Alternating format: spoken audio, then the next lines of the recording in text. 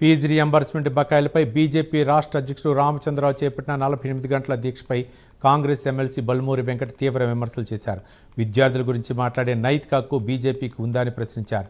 Neat paper leak, విద్యార్థుల ఆందోళనలో జంతర్ నిరసనల సమయంలో బీజేపీ ఏం చేసిందని నిలదీశారు. గత కేసీఆర్ ప్రభుత్వంలో 8,000 కోట్ల రూపాయల ఫీజు రియంబర్స్మెంట్ బకాయిలు ఉన్నప్పుడు బీజేపీ ఎందుకు పోరాటం చేయలేదన్నారు బల్మూరి వెంకట్.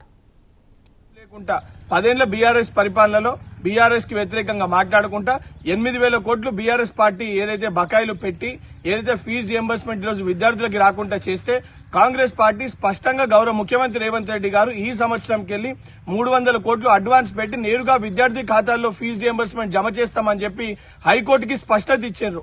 స్పష్టత ఇచ్చిన తర్వాత కూడా ఈ రోజు రామచంద్రరావు ఈ దొంగ దీక్ష చేస్తుందంటే ఇది దేనికోసమో తెలంగాణ ప్రజలందరూ గమనిస్తున్నారు.